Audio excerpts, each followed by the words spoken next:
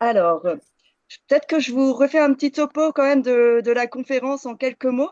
En tout cas, donc l'intitulé de Céline Romer, c'était La Bible est-elle parole de Dieu? Et je dirais que toute la conférence, en fait, se porte essentiellement sur la Bible et donc elle recontextualise les choses et on part de la Bible euh, en voyant en quoi la réforme euh, vient transformer quelque chose et en fait, ça vient transformer dans la manière de lire la Bible. Comment est-ce qu'on lit la Bible? On va se poser cette question-là avec Martin Luther et c'est ce qu'elle appelle le moment Martin Luther. Euh, qui va finalement permettre une lecture existentielle de la Bible.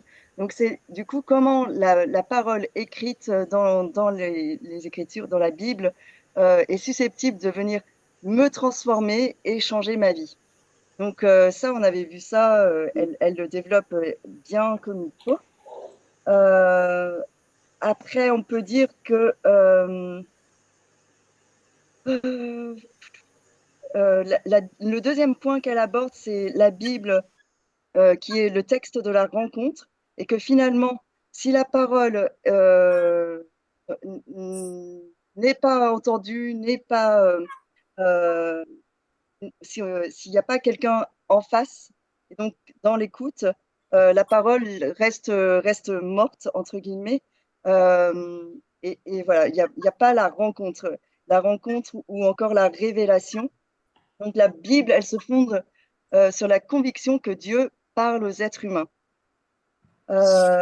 Et dans le Nouveau Testament, c'est Jésus, donc le Logos incarné, donc la parole du royaume qui parle. C'est vraiment quelque chose à bien avoir euh, dans l'oreille. La lecture de la Bible doit acheminer la parole au cœur de la vie, et cette parole, c'est le Christ, c'est Jésus. Euh, la, la- euh, elle le dit, elle dit la parole, la foi en cette parole que le Christ est, circule et habite dans les dédales de la vie tout à fait concrète de l'individu. Cela signifie que la lecture de la Bible est une lecture détournée si elle n'achemine pas la parole au centre de la vie. Donc, pour résumer, euh, pour lire la Bible ne suffit pas et il faut entendre la parole de Dieu. Donc, c'est deux choses différentes. Et la Bible est le texte d'une rencontre possible. Et c'est de là qu'elle tient toute son autorité. Et enfin, elle précise également deux points sur lire la Bible, c'est un acte de résistance. La résistance à la tentation du littéralisme, donc prendre vraiment tout au pied de la lettre, et la résistance à la tentation du psychologisme, c'est-à-dire euh, non pas lire les textes, mais se lire devant eux. Et du coup, aujourd'hui, je vous propose la lecture de deux textes que vous connaissez très bien, je pense. Donc, le premier texte, il se trouve dans Luc 24 à partir du verset 13. Vous allez voir, c'est, euh, c'est donc le passage où on se retrouve sur le chemin qui mène à Emmaüs. Donc, je vous laisse peut-être 2 minutes enfin, 1 minute pour trouver le texte. Donc, Luc 24 à partir du verset 13. Nirine, tu l'as? Oui, Est-ce que tu as envie de lire? oui, j'ai vu. Alors, je te Justement, propose d'abord de lire simplement du verset 13 jusqu'au verset, on va dire jusqu'au verset 24, s'il te plaît. jusqu'au verset 24, c'est là. Merci. OK. Or, ce même jour, deux d'entre eux se rendaient à un village du nom d'Emmaüs, à 60 stades de Jérusalem, et ils s'entretenaient de tout ce qui s'était passé. Pendant qu'ils s'entretenaient et débattaient, Jésus lui-même s'approcha et fit route avec eux. Mais leurs yeux étaient empêchés de le reconnaître. Alors il leur dit, quels sont ces propos que vous échangez en marchant? Ils s'arrêtèrent, l'air sombre, et l'un d'eux, nommé Cléopas, lui répondit, es-tu le seul qui, tout en séjournant à Jérusalem, ne sache pas ce qui s'y est produit ces jours-ci? Quoi? Leur dit-il. Ils lui répondirent, ce qui concerne Jésus le Nazaréen, qui était un prophète puissant en œuvre et en parole devant Dieu et devant tout le peuple. Et comment nos grands prêtres et nos chefs l'ont livré pour qu'il soit condamné à mort et l'ont crucifié. Nous espérions que ce serait lui qui apporterait la rédemption à Israël. Mais avec tout ça, c'est aujourd'hui le troisième jour depuis que ces événements se sont produits. Il est vrai que quelques femmes d'entre nous nous ont stupéfiés et se sont rendues de bon matin au tombeau et n'ayant pas trouvé son corps, elles sont venues dire qu'elles avaient eu une vision d'ange qui le disait vivant. Quelques-uns de ceux qui étaient avec nous sont allés au tombeau et ils ont trouvé les choses tout comme les femmes l'avaient dit. Mais lui, ils ne l'ont pas vu. Donc là, on a deux personnages qui sont mis en route, en mouvement. Luc insiste et il nous précise, ils conversent entre eux, ils discutent ensemble et ils le font au sujet de Jésus. Ce que disent les autres, que ce soit des femmes ou des anges, est répété, mais ce n'est pas entendu, pas cru. Luc raconte ici l'enfermement de ces deux personnages dans un échange stérile de propos, sans aucune prise sur la réalité de leur monde. Ils sont entre eux, prisonniers d'un passé qui ne laisse aucune place à l'irruption d'un avenir. En ce sens, Luc fait le récit d'une véritable réunion paroissiale dont la plupart d'entre nous, j'en suis sûre, a déjà fait l'expérience. Un temps de rassemblement qui n'est qu'une illusion d'avancée commune, où les individus conversent, discutent au sujet de Jésus et font commerce dans un entre-soi qui n'a aucune prise sur la réalité. Persuadés qu'ils sont de maîtriser l'objet de leur discussion, il est impossible à ces deux hommes de le reconnaître lorsque cet objet, en vérité un sujet, s'approche d'eux. Ni son visage, ni sa présence, ni sa voix, rien ne perce leur enfermement. Ils connaissent pourtant les faits. Ils sont même capables d'en rendre compte tels que Luc les a lui-même ordonnés. Ils connaissent les textes et leur objectivité d'historien impressionne.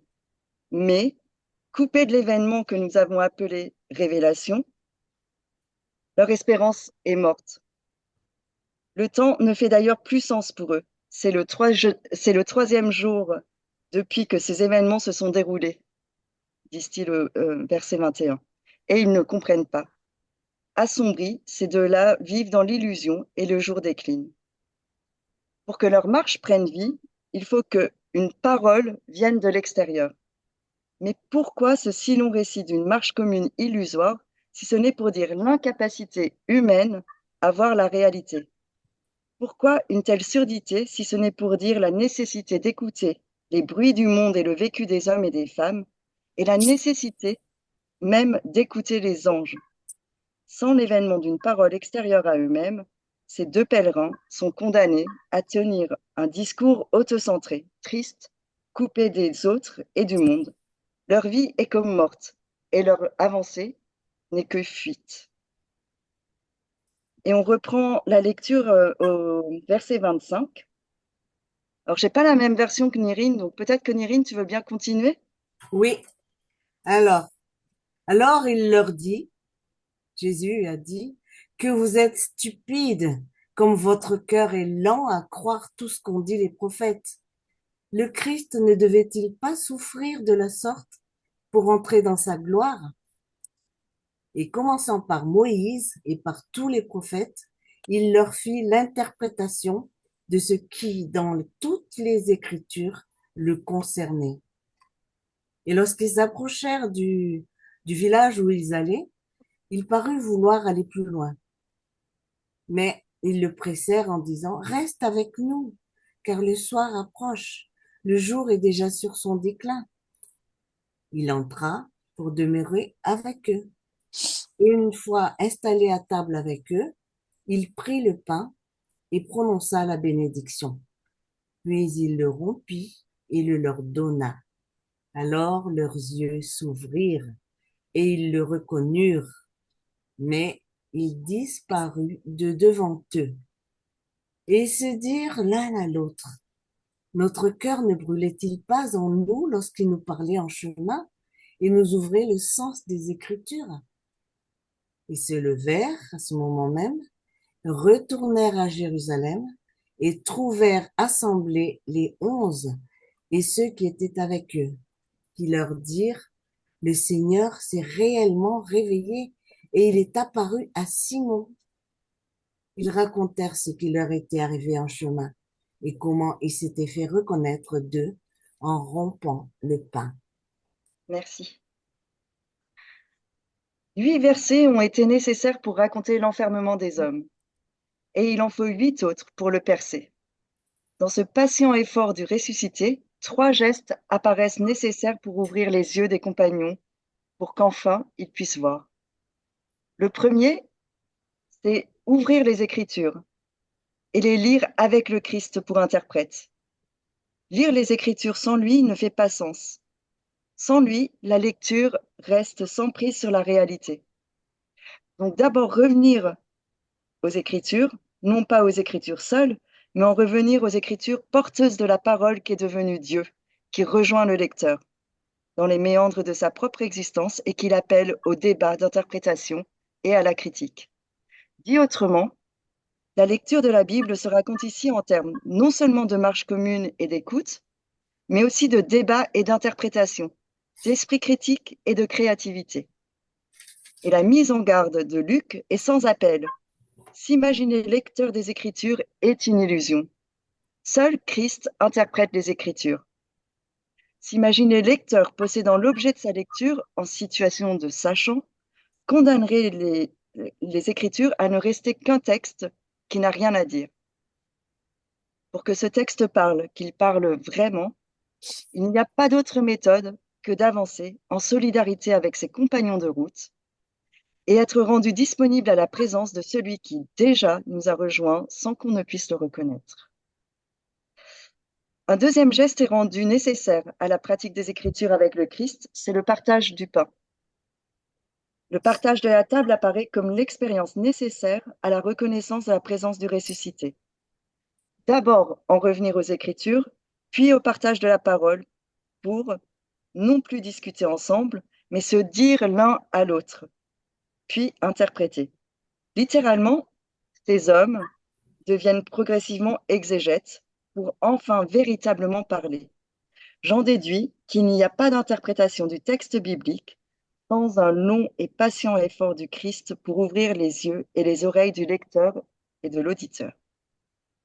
Et un dernier geste est à noter, donc euh, c'est celui de l'hospitalité.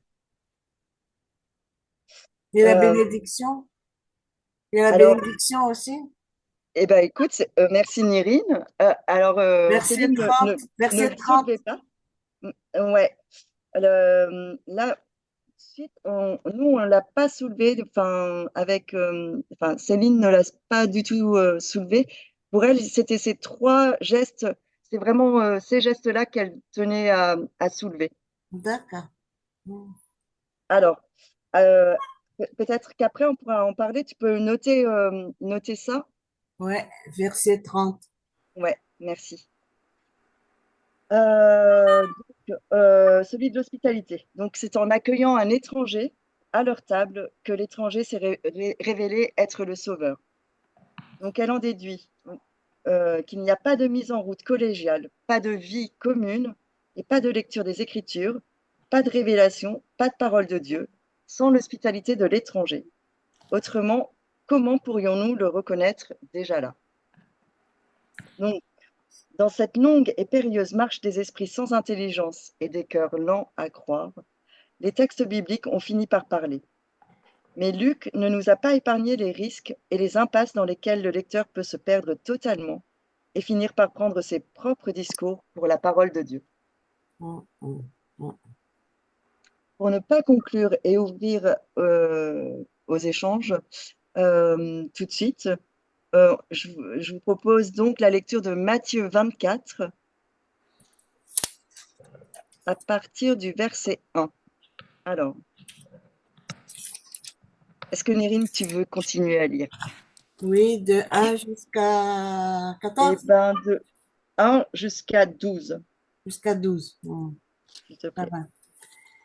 Comme Jésus s'en allait au sortir du tombeau, du temple, ses disciples vinrent lui en faire remarquer les constructions. Mais Oula, il leur... attends. Euh, Matthieu 24, t'as dit? ouais, On commence par 4 alors. attends. C'est sur Matthieu 24 et Ouais, ça commence comment? ça commence par Jésus s'en allait au sortir du temple. Où tu prends verset 4. Non, non, vas-y. On ne doit pas avoir du tout la même version. Du coup, vas-y, je t'écoute. On commence par le verset 1 ou 4. Oui, oui, un. D'accord. Quand Jésus s'en allait au sortir du temple, ses disciples vinrent lui en faire remarquer les constructions. Mais il leur répondit, vous voyez tout ça? Amen, je vous le dis. Il ne restera pas ici pierre sur pierre qui ne soit renversée. Il faut... Je suis vraiment super désolée. C'est pas Euh, ça, c'est pas le 24, du coup, ça doit être autre chose. Moi, il y a écrit Matthieu 24, mais alors, du coup, c'est pas du c'est tout pas ça. ça. Ça Moi, doit c'est être un l'histoire, autre chapitre. ouais, c'est l'histoire d'Hérode et des Ouais, c'est mages. pas ça, c'est pas ça. C'est pas le Euh, 24. Les mages? bah ouais, Les mages, c'est plutôt tout début de l'évangile de Ouais, Matthieu. ouais, c'est pas le 24. Alors, dans ce cas-là, ça peut être Le Matthieu. 4. Les mages, j'ai Jean-Baptiste. pas vérifié. euh, les mages. C'est Sinon, je C'est vous, Matthieu 2. C'est Matthieu 2. Chapitre 2. 2. Chapitre 2. Après la naissance Alors de Hérode, Jésus. oui. Mm. alors, bah, du coup, je vous le lis peut-être. Ouais. Oui, oui. vas-y. Jésus étant engendré à Bethléem de la Judée, pardon. Ouh. Jésus étant engendré à Bethléem de la Judée au jour d'Hérode le roi, voici des mages du Levant survinrent à Jérusalem, disant: Où est le nouveau-né, roi des Juifs? Nous avons vu son astre au levant, et nous sommes venus nous prosterner devant lui. Entendant cela, le roi Hérode fut troublé, et tout Jérusalem avec lui. Et rassemblant tous les grands prêtres et scribes du peuple, il cherchait à savoir auprès d'eux où le Christ est engendré. Ils lui dirent: À Bethléem de la Judée. Ainsi, en effet, il a été écrit par le prophète: Et toi, Bethléem, terre de Juda, tu n'es nullement la moindre parmi les chefs-lieux de Juda. De toi, en effet, sortira un chef, lequel mènera paître mon peuple Israël. Alors Hérode, en cachette, appelant les mages, sut précisément d'auprès d'eux le temps où était apparu l'astre, et les laissant partir vers Bethléem, il dit: Allez, faites précisément une recherche approfondie sur l'enfant, et quand vous aurez trouvé, annoncez à moi, afin que moi aussi j'aille me prosterner devant lui. Eux, entendant cela du roi, ils allèrent, et voici l'astre qu'ils ont vu au levant, les mener en avant jusqu'à ce que, venant, ils se tiennent au-dessus de là où était l'enfant. Voyant l'astre, ils se réjouirent fortement d'une grande joie, et allant vers la maison, ils virent l'enfant avec Marie sa mère, et tombant, ils se prosternèrent devant lui, et ouvrant leur trésor, ils portèrent auprès de lui des présents, or et encens et myrrhe. Et étant informés par songe de ne pas retourner sur leurs pas en direction d'Hérode, ils se retirèrent par un autre chemin vers leur pays. Ouais. Voilà les spécialistes de la Bible à l'œuvre. Voilà les parfaits religieux au travail. Les grands prêtres et les scribes. Eux, ils savent. Eux, ils connaissent les textes. Ils maîtrisent toutes les méthodes d'analyse et ils s'emploient chaque jour à appliquer avec ferveur et à enseigner toutes les ficelles. Voilà pourquoi le roi Hérode les interroge. Euh, ouais. Les politiques savent très bien, lorsque c'est nécessaire, s'appuyer sur le pouvoir des religieux. Et voilà pourquoi aussi ces religieux donnent aussitôt satisfaction à Hérode. Les religieux répondent, mais leur réponse n'est qu'un texte, une citation, une chose morte, un savoir sans conséquence sur l'histoire dans laquelle ils sont pris, sans conséquence sur leur propre existence. Ils connaissent tout du texte, mais ils n'ont rien à en dire d'autre que la lettre. Rien à en dire pour eux-mêmes et pour leurs contemporains. Ces spécialistes des Écritures restent figés dans leur savoir. Ils n'ont pas vécu le moment Martin Luther. Leur compréhension des Écritures est comme désincarnée. C'est une mainmise qui ne vivifie rien en eux. D'ailleurs, ces personnages ne bougent pas. Ils n'agissent pas. Ils obéissent, font des statistiques, et ils récitent le texte comme on récite une leçon. D'ailleurs, c'est un texte, pas une parole. Sous la responsabilité de ces religieux, les Écritures ne conduisent pas à l'existence. Dit autrement, avec Matthieu, le travail des textes est un travail détourné s'il n'achemine pas les textes, et donc la parole qu'il véhicule au centre de la vie. Faire de la lecture de la Bible un domaine réservé aux spécialistes, c'est une attitude profondément non biblique. Les textes bibliques parlent de la vie et de l'être humain. Ils éclairent son existence dans le monde. J'en déduis que lorsqu'il en va de la lecture de la Bible, il en va en réalité du dévoilement de notre existence et du monde dans lequel nous vivons. C'est ce dévoilement de notre existence et de notre relation aux autres et à Dieu qui s'effectue dans la lecture attentive des textes bibliques. Tant que les textes bibliques n'embrayent pas sur les réalités de notre existence pour l'éclairer et la changer, tant qu'ils ne dévoilent pas de nouvelles possibilités pour notre vie, tant qu'ils ne rejoignent pas notre existence, nos peines, nos joies, nos angoisses, nos espérances, tant qu'ils ne se mêlent pas à notre langage, ces textes ne sont pas lus, ils restent muets. La mise en garde de Matthieu nous fait comprendre que lire les textes bibliques nous contraint à l'effort de les acheminer sans cesse jusqu'à nous, jusqu'au cœur de l'existence des individus rassemblés en communauté. Les Écritures nous contraignent à parcourir les distances qui nous séparent de leurs représentations, de leur langage, de leurs images et de leurs mots. Quiconque a ouvert une fois la Bible sait qu'elle rassemble un corpus difficile à lire. Ces textes émergent d'un contexte culturel, religieux, politique, qui ne sont plus les nôtres. Le monde dans lequel ces textes ont vu le jour a disparu depuis longtemps. Donc là, elle rappelle que l'Ancien Testament, enfin, entre l'Ancien Testament et le Nouveau Testament, il y a toute une période de l'histoire qui s'étend d'environ du 7e siècle avant notre ère jusqu'au 2e siècle de notre ère. Donc le lecteur de la Bible n'a donc pas d'autre choix que de faire l'effort de quitter le confort de ses représentations et de ses habitudes pour pénétrer dans le monde méconnu des textes bibliques. Lire la Bible suppose de ne pas sacrifier son intelligence, mais au contraire de creuser en elle jusqu'à ce que ces textes s'éclaircissent et qu'émerge un sens possible. La parole que la Bible peut permettre d'entendre demande non seulement à être lue, mais aussi expliquée, commentée, méditée, partagée pour être vécue et pour porter ses fruits.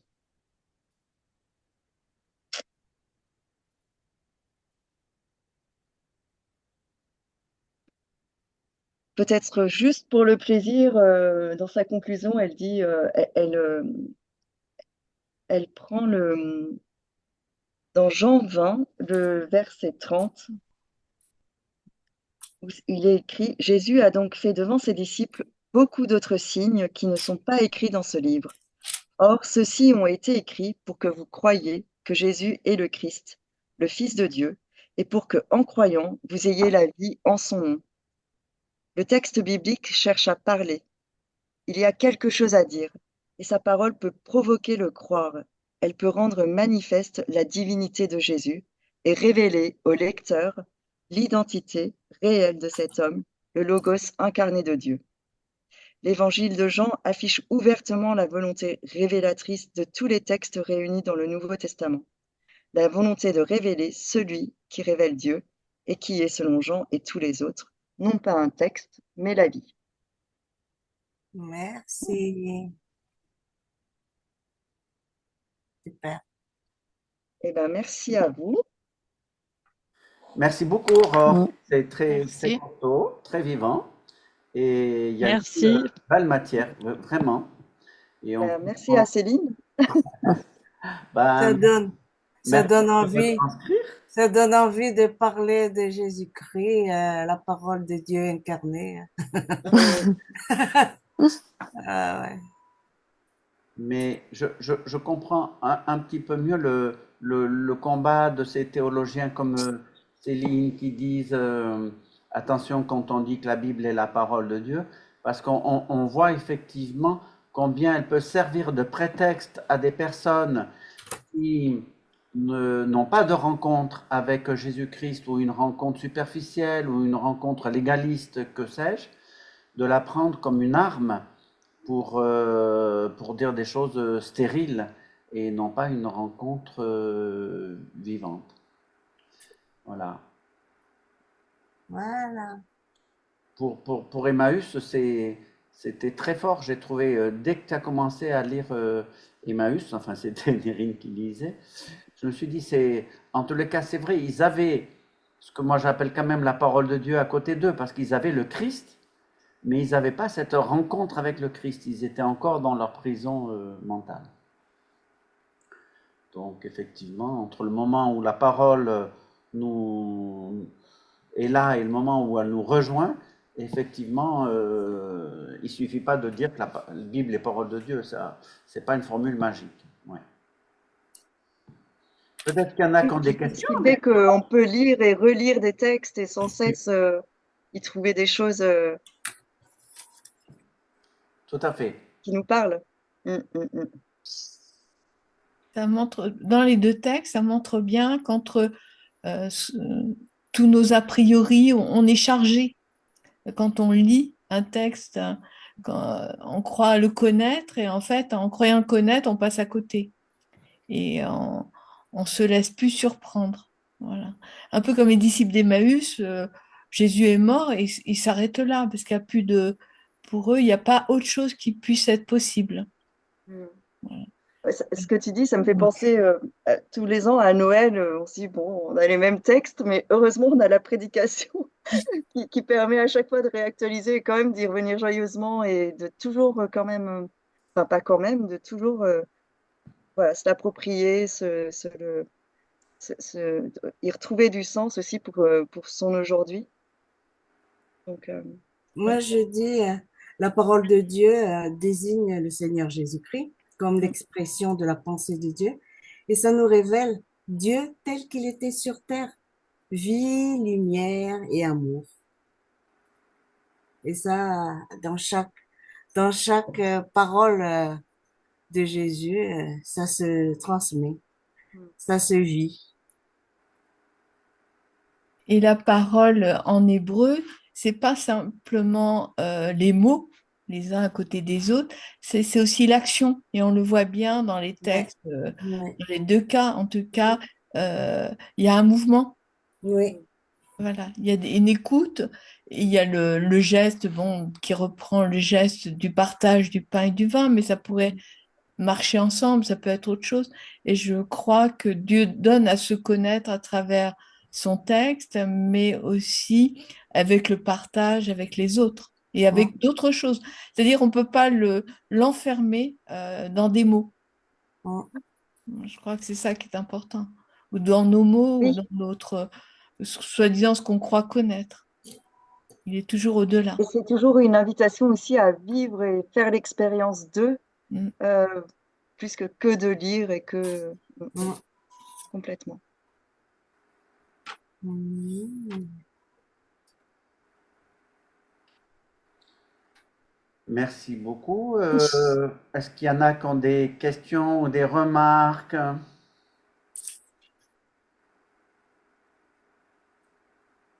Fabienne, Nelly, Marty, Angélique. Est-ce que ça vous paraît un peu mystérieux ce que Aurore nous a partagé? Vous oserez peut-être pas le dire. Ou est-ce que Ah, ça vous paraît éclairant un peu sur la distance entre un texte et puis notre rencontre avec le Christ? C'est une autre manière d'aborder la Bible, hein, oui, du coup, on peut relire et la voir différemment, hein. C'est- On a tendance à lire sans interpréter, alors que ça peut orienter différemment notre manière de voir les choses. Tout à fait, Fabienne. Ça fait peur presque un peu. On se dit, oh là là, pourvu que je ne sois pas le scribe et le pharisien qui répondait de façon nulle à Hérode, pourvu que je ne sois pas de ceux qui trouvent juste des mots et, au lieu de trouver la vie, quoi. Oui, oui. Donc, du coup, ça interpelle. Est-ce que je trouve la vie? C'est pour ça, il y a beaucoup de personnes, et dans la liturgie de nos cultes, il y a beaucoup de personnes qui insistent sur le fait qu'il faut invoquer l'Esprit de Dieu. Seigneur, viens à mon secours au moment où je vais lire ta parole. Et pareil, au moment où on lit la Bible pour la prédication, il y a toujours un moment qu'on Oui. appelle la prière d'illumination, c'est-à-dire une prière où on demande à Dieu sa lumière pour nous. Voilà, ce qui est presque une confession en disant si le Seigneur ne nous éclaire pas, tout ça, ça sera vain, quoi. Ça sera que des lettres sur du papier. Et puis, ce pain de vie, c'est une parole pour tout le monde, hein, pour tous. Très bien, très bien. Mm. Merci pour les remarques. Pas d'autres remarques du coup? Bon. Eh bien, écoute, Aurore, un très grand merci de nous tous. Si je me permets de prendre la parole pour les autres, un grand merci parce que tu nous as dit ça avec énergie et conviction et ça, voilà, ça c'était vraiment super.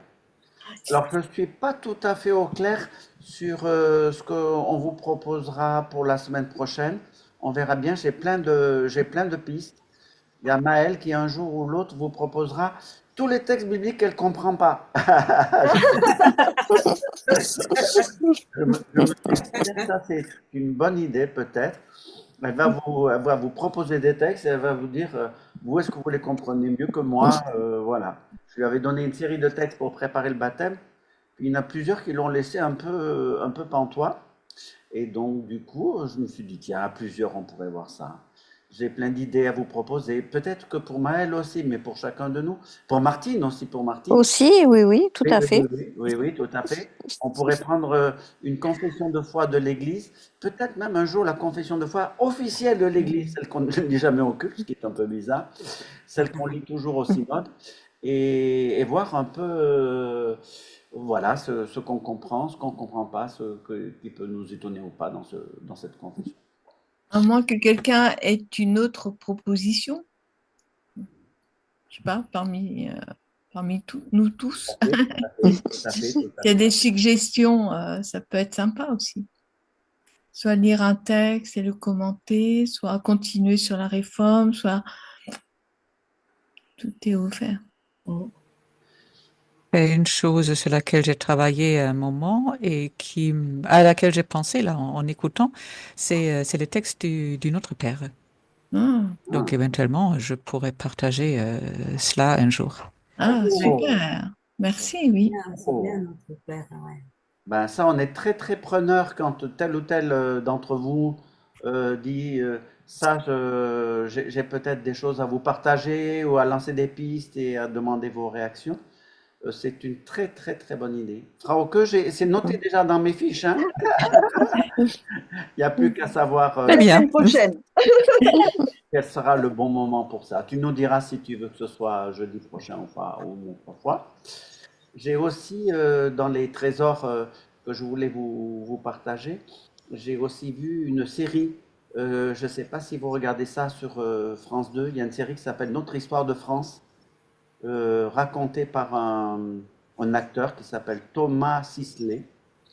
Et je suis complètement fan de cette série. Et hop, le 5e épisode, c'est Henri IV et les guerres de religion et la France à ce moment-là. Alors ça dure 50 minutes, il faudrait qu'on le fasse en 2 fois, mais ça nous laisserait un peu de temps pour confronter avec ce qu'on a vu jusqu'à présent de l'histoire du protestantisme. Moi, je trouve ça génial. Donc voilà, ça fait partie des choses que je vous proposerai peut-être. Voilà. Merci Frauke pour ta proposition. N'hésitez pas si vous les uns ou les unes et les autres vous avez des idées. Merci encore une fois Aurore. Et Moi, puis on je peut voulais dire juste vous partager que j'ai commencé, du coup, depuis le 1er janvier, la lecture de la Bible en 1 an et que j'en suis super contente. Merci. wow. Sur quelle application tu fais? J'ai pas une application, j'ai acheté une Bible où du coup il y a Ah, d'accord. un passage de l'Ancien. Et alors c'est très chronologique quand même. Donc on part de la Genèse pour l'Ancien Testament, mais à chaque fois il y a que plusieurs versets. Donc un passage de l'Ancien Testament et le lendemain il y a la suite. Euh, donc un passage de l'Ancien Testament, un psaume, un passage des livres poétiques et un passage du Nouveau Testament. Wow. D'accord. Ouais. On l'a aussi sur l'application quand on prend la Bible. Je ne sais pas si vous l'avez, cette application-là. La Bible online. La Bible online. Il propose aussi cette année de lire la Bible en 1 an. D'accord. En fait, là, ce que je trouve très très chouette de l'avoir physiquement, c'est que déjà tout est déjà prémâché, pas, tu sais, et puis tu le Pas gardes besoin d'aller chercher, oui. dans cet ordre-là. Ouais, ouais, ouais, c'est chouette. D'accord. Ça te prend combien de temps, Aurore, par jour? Je dirais que quand on le fait bien, bien, tu vois, comme quand on a vraiment envie de se l'approprier et d'y réfléchir un peu, je pense qu'il faut une demi-heure sans problème, une bonne demi-heure. Et tu vas lire toute la Bible dans l'intégralité? En 1 an, ouais. Toute? Ah ouais. Quand D'accord. même pas le livre des chroniques, quand même, avec les généalogies, quand même. Oh, ça, on va peut-être le zapper. Non, Non, je rigole. Bon, eh ben, tout ça, c'est des partages formidables. Merci beaucoup, beaucoup, beaucoup à vous toutes. Je vais donc Merci couper à vous. l'enregistrement et redire pour ceux qui ne sauraient pas, mais c'est difficile de ne pas le savoir, qu'à Terre Nouvelle, nous avons une célébration interreligieuse ce dimanche. Voilà, et que ça sera un événement. Aurore est au taquet aussi pour coordonner un peu tout le monde. Ça, c'est plutôt bien parti, je crois vraiment. Ça sera vraiment un événement suivi d'un repas. Et ça, c'est plus pour Terre Nouvelle, un peu plus. Demain soir, nous avons un conseil presbytéral élargi pour chercher un peu à définir nos priorités et réfléchir à l'organisation pour l'année sans pasteur l'année prochaine. Voilà. Merci beaucoup. Merci à vous. Merci Aurore.